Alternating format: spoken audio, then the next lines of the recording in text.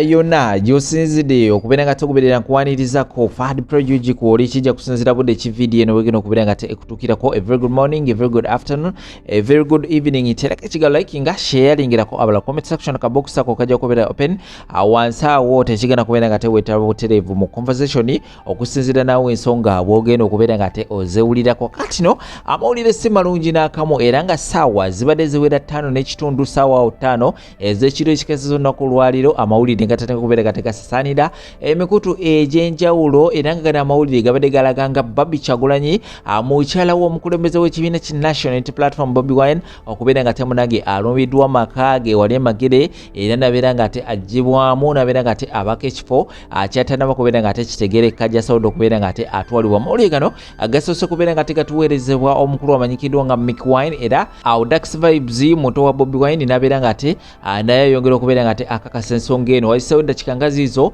Bobi Wine yennyini nabeera nga naye avaayo naklarifying nga n'agamba nti amaka agasaliddwako era Bobby Kyagulanyi aggiddwamu abo abasobodde okubeera nga basangibwa mu maka gano embooko evuze era nga embeera ebadde ya bunkenke. Kakati no amawulire olugudde mu matu aga mutabani wa Robert Kyagulanyi Ssentamu amanyikiddwa nga Solomon Kampala awangalira mu ggwanga lya America. Kadde kano avuddeyo neyeekyawa era nga amaliriza akolimidde Abannayuganda. Alina ebigambo byasobodde okubeera nga ateeka ku mikutu gye egy'enjawulo era njagala okubeera nga mbikuyitiramuko naawe osobola okubeera nga ensonga ozewulirako. Omukulu Solomon Kampala ali mu ggwanga lya America byasobodde okubeera nga ayogera ku Bannayuganda. Atandisibwa ati agambe nti Ugandans, let's stop being stupid. Honestly, I don't know if my mother is still alive anymore. I have nothing to lose. Your stupid morals have put you in the position you are today. They have set up roadblocks all over the place. No one is allowed to go through. Okay, so what? All of you who claim to be loyal to the cause, a bunch of onatekawo ekigambo kibadde kinene nnyo asobodde okubeera nga abavuma ebintu oba ebitundu by'ekyama era yongerezaako n'agamba nti is what you are. You say one thing and do the other thing. What is life? If you are a slave to the system, better die fighting for something you believe in than to live in a slavery life. Awo no asobodde okubeera nga aweereza obubaka obukambwe eri Bannayuganda ng'abeewuunya nti mwavangayo ne mugamba nti ku taata wange Robert Kyagulanyi Ssentamu kwe mufiira. Kakati akadde kano ali mu buzibu teri n'omu asobodde okubeera nga avaayo okubeera nga yeenyigira mu nsonga eno okubeera nga rescuinga taata wange era nayongerezako ebigambo ebirala bingi nnyo ebinene byesobodde okubeera nga kusomerawo abavumye ebitundu by'ekyama n'agamba nti muli eyo temutegeera era obusiru bwammwe bwe busobodde okubeera nga bubasiba mu mbeera gye mulimu. Akadde kano ayongerezako Solomon Kampala gwe tuliko agambye nti I have a reason to believe our gate person Sheriff is being tortured right now in this exact moment. I don't know what is happening to my mother at home being civil with you. Awo nawo nayongerezako ekigambo kibadde kinene ayina kyabavumyawo. People is no use, all this shit happens to us and you don't give a awo nawo nabako ekigambo ekinene kisobodde okubeera nga ateekawo. People die for God's sake. You people don't care about us. My father and mother put their lives on the line for you and might even lose their lives. You don't give a awo nawo nasobola okubeera nga ateekawo ekigambo kibadde kya nnyukuta nnya naye kibadde kineneko. Awo no Solomon Kampala era ayongerezaako n'agamba Ugandans rot in hell era alina obubaka obulala bwasobodde okubeera nga ayongerezaako agambye nti and note, I would rather die than listening to any of you hooligans' opinions. The people that care about Uganda are disappointed every day by the fools that refuse to understand what the real situation is. Bro, anyone please get to the Magere house right now before the situation worsens. Omukulu Solomon Kampala bwatyo bwasobodde okubeera nga yeekyawa era wandise ebigambo ebinene ng'akolimira Bannayuganda ng'abeewuunya obuli bw'enkwe bumuliko okubeera nga muvuddengayo ebbanga lino lyonna nga muwaana kitaawe. Kakati akadde kano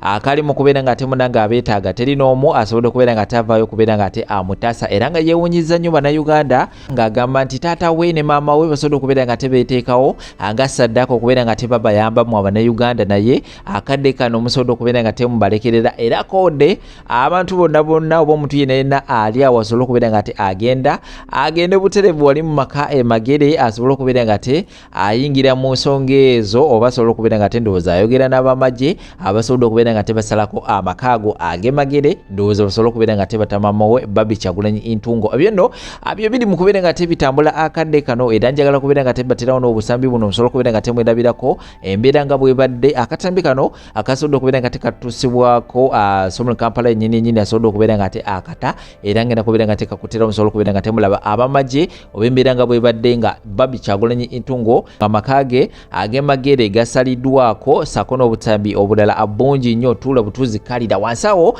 tekigenda kubeera nga nawo osula endowooza okusinzira omukulu Solomon Kapere asobola okubeera nga ayogera njagala kuterawo interview eno omukyala Bobby Kyagulanyi Intungo gye yasembeyo okubeera nga akola era nga it is not yet clear oba ye yamuviiriddeko obuzibu oba ki naye mwabaddemu ebigambo byasobola okubeera nga akozesa sako ne statements ziyasobola okubeera nga akozesa era njagala tubeere nga interview tugiwa obudde tugiwuliriza bulungi nnyo tutwale detail ku detail okusinziira ku mukyala Bobby Kyagulanyi byasobola okubeera nga ayogera so kasobola okubeera nga mbikuterawo awo osobola okubeera nga obyewulirako sako n'obutambi obulala bungi nnyo subscribing akade ka notification bell kokoneko kajja kubeera nga ku alertinga buli wenabadde se video shekasha musomo wa dua enamba zisemu ziyitawo wansi awo munonyako ajja kulombera edduwa ng'akozesa maanyi ga dua na Quran naawe ebyo ate bijja kubeera nga biitiriro ojja kudda buzzi kwebaza kankuwa ensonga zino oluvannyuma tezigye n'amawulire amalala mangi nnyo tembaawo. Banange Bobby Kyagulanyi first lady is being kidnapped now bayingidde compound bali kumenya nyumba banange let's make the noise abadde akyakuba endulu ku simu nevaako let's make the noise. You people, what do you want in our compound? What is it that you want in our compound? What do you want in our compound? Manyi kyayagaza bintu bya mwami wange sigenda kubyogera kubanga singa mbadde njogera Lunyankole nandibyogedde Abaganda babikkirira nnyo. CDF w'eggwanga CDF w'eggwanga lino mutabani wa Museveni Muhoozi yasuze agamba he wants my husband's testicles. Muhoozi has his own testicles. Why does he need my husband's testicles? He has threatened several times to kill him. That's one of the reasons why he is on the run. I do not know what the Interreligious Council can do to bring some sanity. Kubanga tugezezaako nga side yaffe okukuuma obuntubulamu naye we tutuuse ebintu ebimu tosobola kumala nga bibikkirira kuba waliwo wekituuka nekittukka nga tokyasobola kumala gakimira. We had an election. During the election we had people killed. During the election we had people imprisoned. Twebaza nnyo Interreligious Council yavaayo n'ebyogerako eyo statement twagiraba era tugisiima mwebali.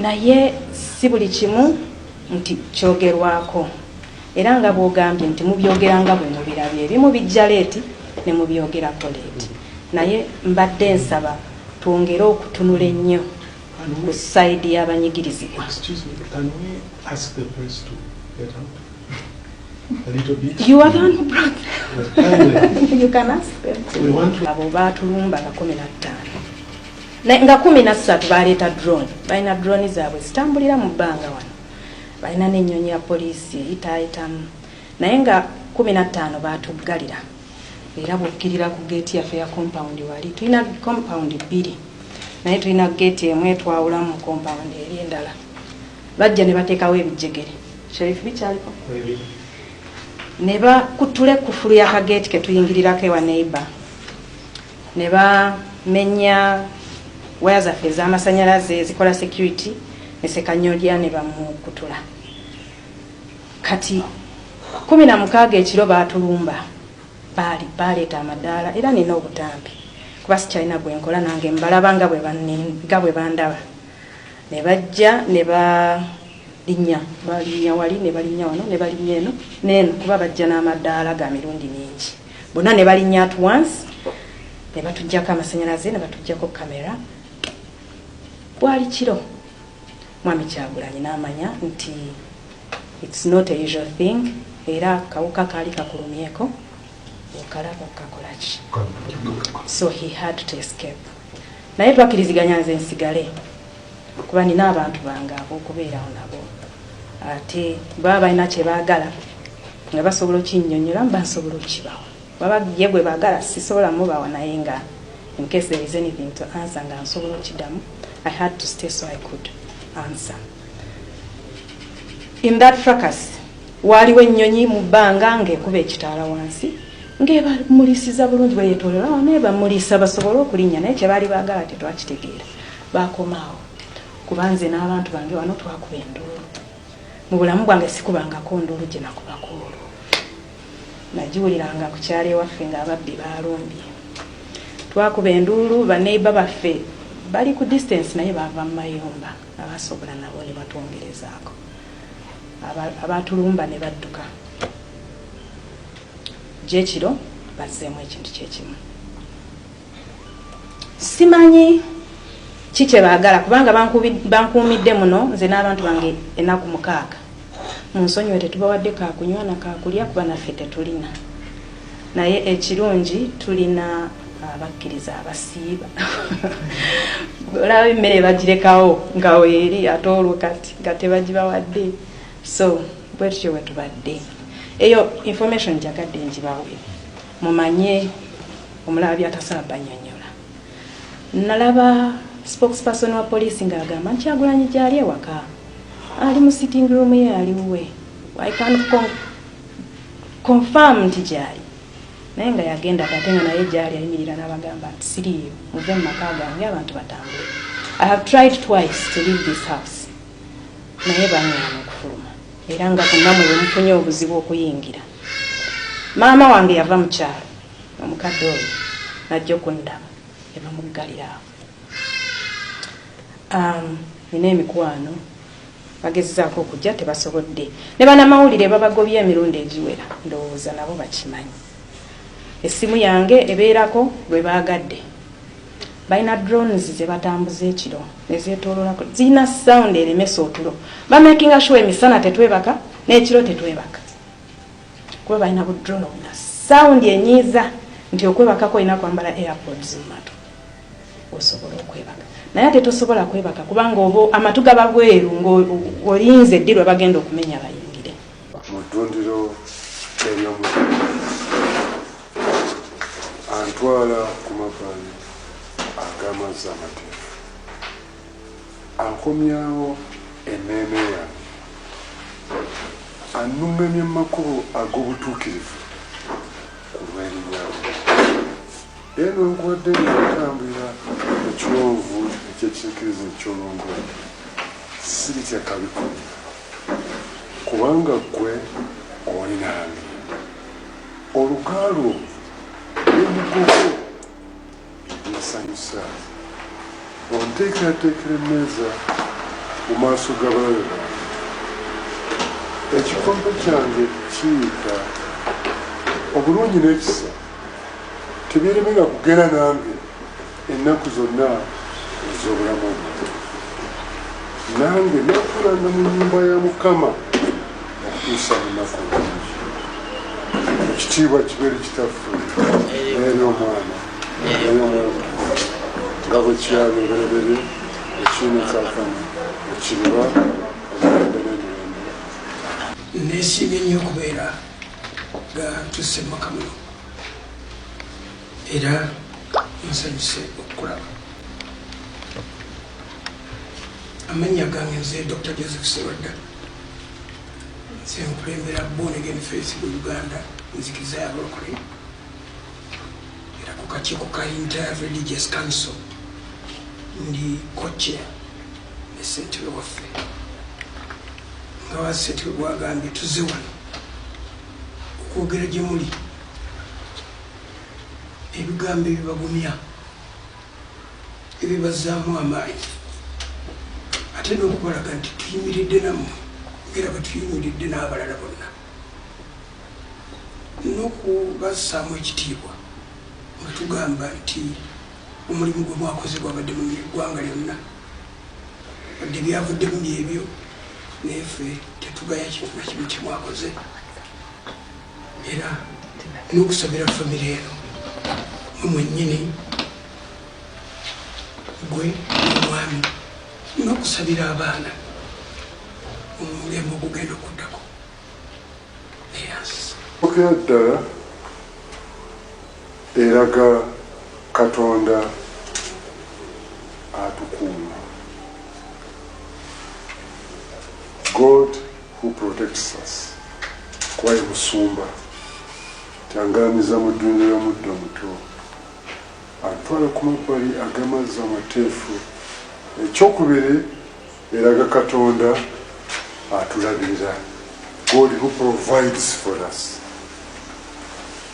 N'ekyokusatu eraga Katonda oyo atussaako omwoyo. The Lord who protects us, the Lord who provides for us, the Lord who is always there for us. Zabbuli enkulu nyeraga Katonda bw'atufaako, bw'atukuuma, bw'atulabirira mu ensonga zaffe. Eraga nti Katonda ono buli mbeera yonna newankubadde oluusi ebaamu ebisoomooza ye tavaawo, asigala nga kale nno bagadde okwekala Zabbuli ery'ekisumba Psalms 23. The Lord is my shepherd, I am not lack. Ffe nga Intelligence Council of Uganda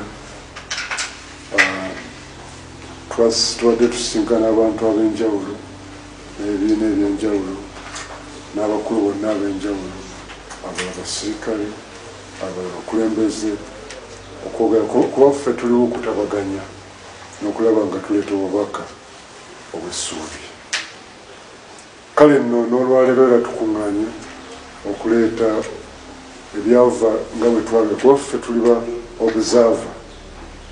Twajja nga tulaba bibeerawo era ne ku National Talent Center twaliyo nga b'obuzaava kuba baali batuyita kukola omulimu ogwo.